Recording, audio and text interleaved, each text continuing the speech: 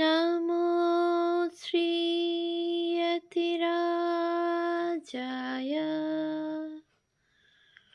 বিবেকানন্দসূরয়ে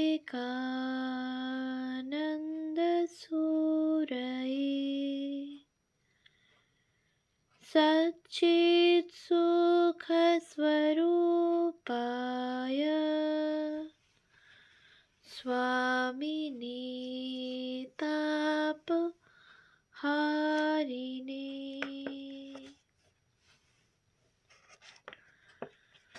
পূজনীয় স্বামী গম্ভীরানন্দজি মহারাজের রচনা যুগনায়ক বিবেকানন্দ প্রথম খণ্ড গ্রন্থ থেকে পাঠ। প্রকাশক স্বামী নিত্যমুক্তানন্দ, রামকৃষ্ণ মঠ, বাগবাজার।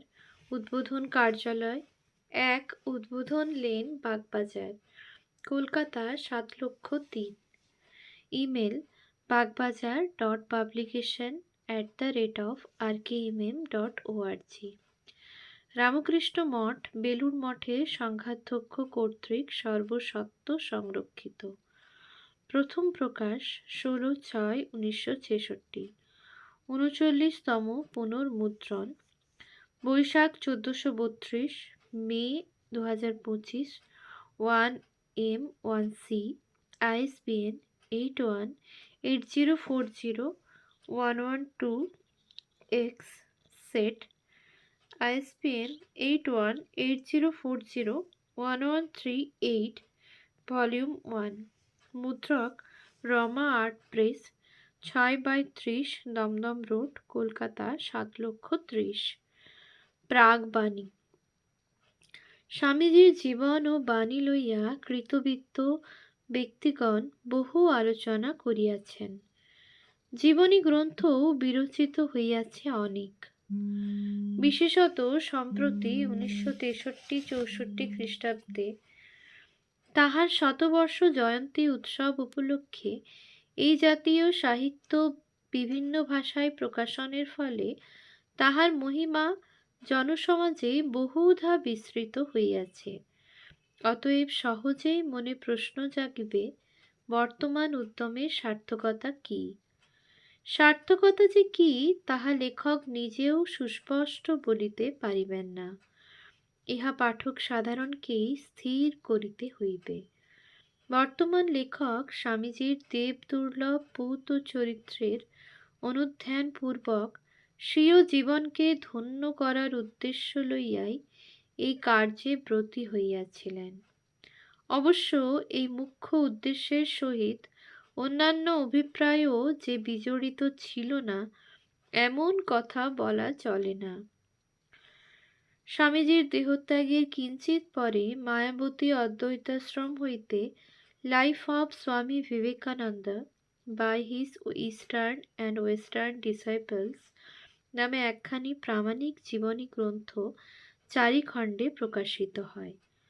উহা অধুনা 1979 কিঞ্চিত পরিবর্তিত আকারে 2 খণ্ডে মুদ্রিত হইয়াছে। ইহার পরে প্রামাণিক সম্পূর্ণ জীবনী গ্রন্থ হিসাবে প্রমথনাথ বসু কর্তৃক বিরচিত ও উদ্বোধন কার্যালয় হইতে 2 খণ্ডে প্রকাশিত স্বামী বিবেকানন্দ গ্রন্থটি সমধিক আদরণীয়। এই দ্বিতীয় রচনাতে কিছু কিছু নূতন উপকরণ সংগৃহীত হইলেও ইহার প্রধান উপজীব্য পূর্বোক্ত ইংরেজি জীবনীর প্রথম সংস্করণ। অতঃপর যে সব গ্রন্থে স্বামীজির সম্পূর্ণ জীবনী লিপিবদ্ধ হইয়াছে, সেইগুলিতে এই 2খানি গ্রন্থেরই উপাদান রাশি স্থান পাইয়াছে। এই গ্রন্থদ্বয়ের নিকট আমরাও বহুলাংশে ঋণী এবং বর্তমান পুস্তকে এই 2খানি যথাক্রমে ইংরেজি জীবনী ও বাংলা জীবনী নামে উল্লিখিত হইয়াছে। স্বামীজির জীবনী লেখককে আরও 2খানি প্রামাণিক প্রাচীন গ্রন্থের সাহায্য অবশ্যই লইতে হয়। শ্রী শ্রী রামকৃষ্ণ লীলাপ্রসঙ্গ ও শ্রী শ্রী রামকৃষ্ণ কথামৃত এই পুস্তক দ্বয়ের মধ্যে স্বামীজির জীবনের বহু ঘটনা লিপিবদ্ধ আছে। আমাদিগকে উহাদের সাহায্য লইতে হইয়াছে ও স্থানে স্থানে উহাদের বাক্যাবলী, লীলা প্রসঙ্গ এবং কথামৃত নামে উদ্ধৃত হইয়াছে। শ্রীযুক্ত শরৎচন্দ্র চক্রবর্তীর স্বামী শিষ্য সংবাদ এবং ভগিনী নিবেদিতার মূল ইংরেজি গ্রন্থ the master as I saw him এবং notes of some wandering with the Swami Vivekananda এই গ্রন্থদ্বয়ের বঙ্গানুবাদ, স্বামীজিকে যেরূপ দেখিয়াছি ও স্বামীজির সহিত হিমালয়ে, এই দুইখানি পুস্তকেও বহু অমূল্য রত্ন সংরক্ষিত আছে। আমরা ইহাদেরও নিকট ঋণী। শতবর্ষ জয়ন্তীর পূর্ব পর্যন্ত লিখিত জীবনীগুলির বিষয়বস্তু এই পর্যন্তই সীমাবদ্ধ ছিল বলিলেও অত্যুক্তি হইবে না। কিন্তু ইহার কিঞ্চিত পূর্বে ও পরে আরও বহু তথ্য আবিষ্কৃত হইয়াছে, অথবা পূর্বে বিভিন্ন পত্রিকাদিতে যাহা বিচ্ছিন্নাকারে প্রকাশিত হইয়াছিল তাহা সংগ্রহ গ্রন্থরূপে মুদ্রিত হওয়ায় জীবনী লেখকদের আলোচ্য ক্ষেত্র প্রশস্ততর হইয়াছে। এই গ্রন্থাদির মধ্যে দুইখানি সমধিক মূল্যবান, Swami Vivekananda in America, new discoveries by Mary Louise Burke ও reminiscences of Swami Vivekananda by his eastern and western admirers. বর্তমান পুস্তকে এই গ্রন্থদ্বয় নিউ ডিসকভারিজ ও রেমিনিসেন্সেস নামে উল্লিখিত হইয়াছে। এতদ ব্যতীত অন্যান্য পুস্তকের মধ্যে এই তিনখানির নাম করা উচিত: Swami Vivekananda, a forgotten chapter of his life by Benishankar Sharma, Swami Vivekananda, patriot prophet by Bhupendranath Dutta, বর্তমান গ্রন্থে বিবেকানন্দ বলিয়া উল্লিখিত এবং উদ্বোধন কার্যালয় হইতে প্রকাশিত স্বামী বিবেকানন্দের বাণী ও রচনা। শেষোক্ত গ্রন্থে স্বামীজির অপ্রকাশিত অনেক পত্র স্থান পাইয়া তাহার জীবনের বহু ক্ষেত্র অধিকতর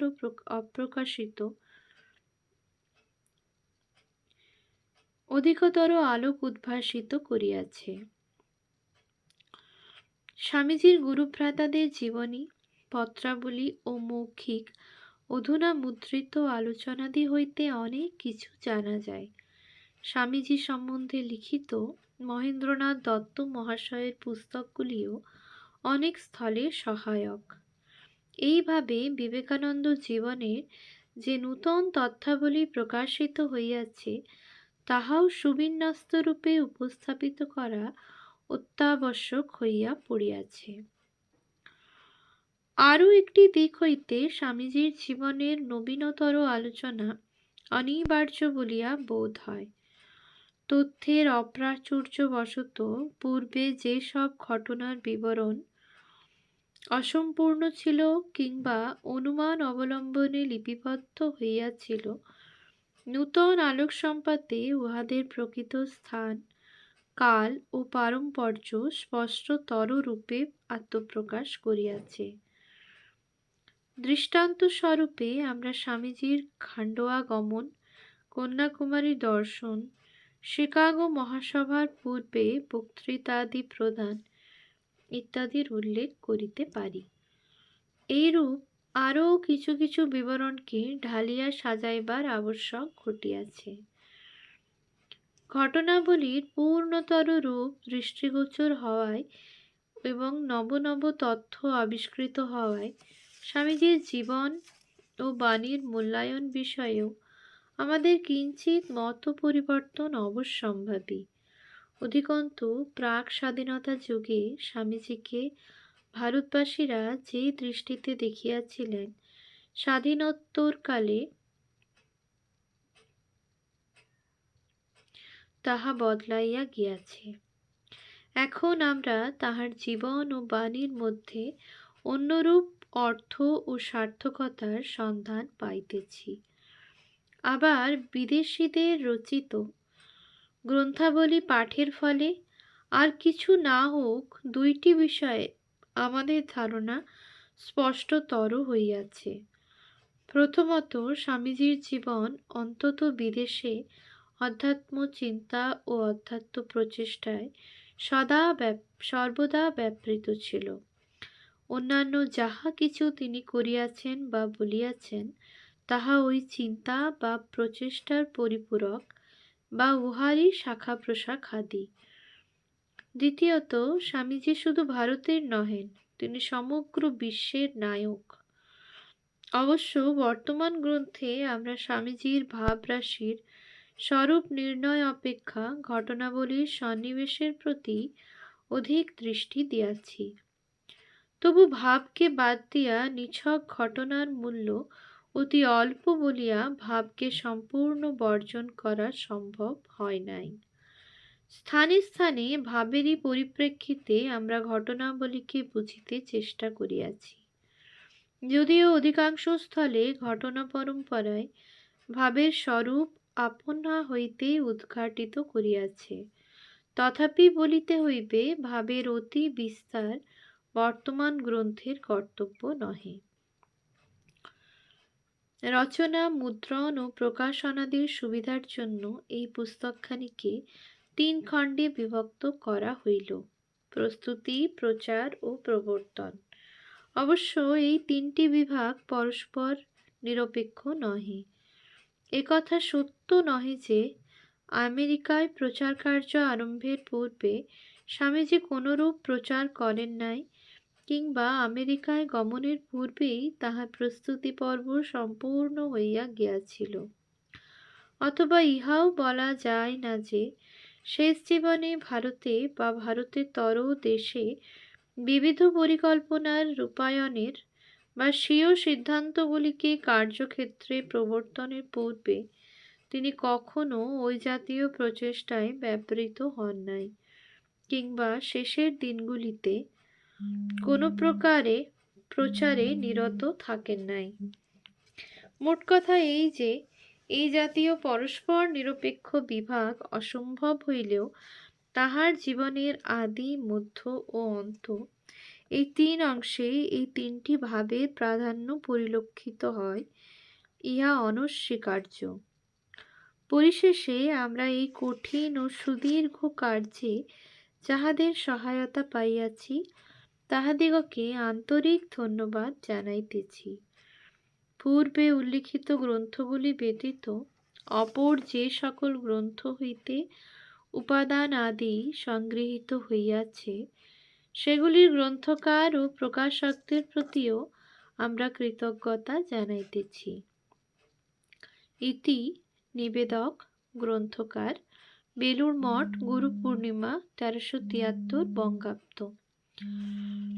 প্রকাশকের নিবেদন: শ্রী রামকৃষ্ণের কৃপায় যুগনায়ক বিবেকানন্দের প্রথম খণ্ডের 4র্থ সংস্করণ প্রকাশিত হইল।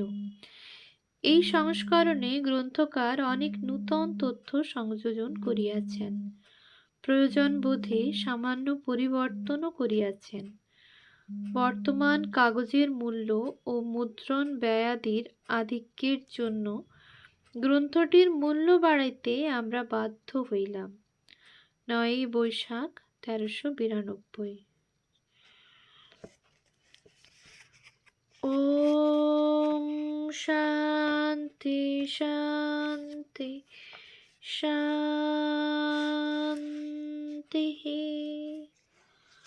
হরি ওম তৎসৎ। শ্রীরামকৃষ্ণার্পণমস্তু।